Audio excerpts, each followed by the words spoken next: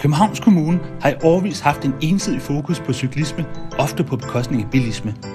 Happening som bilfri søndag er ikke bare chikane af borgere, der har brug for en bil for at komme frem.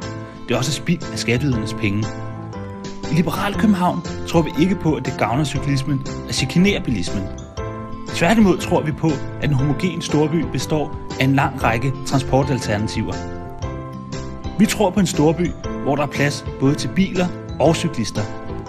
Vi mener, det er en borgerret at have nem adgang til parkering, hvor man bor, og vi tror på rettidig omhu i forhold til at skybrudssikre København. Vi mener også, at man skal udnytte udliciteringspotentialet og i højere grad udlicitere bygge og anlæg til private aktører.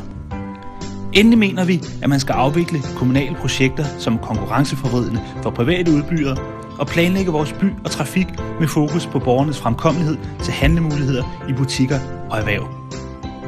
Det er derfor, vi ikke tøver, når vi kalder os for Københavns Liberale Parti.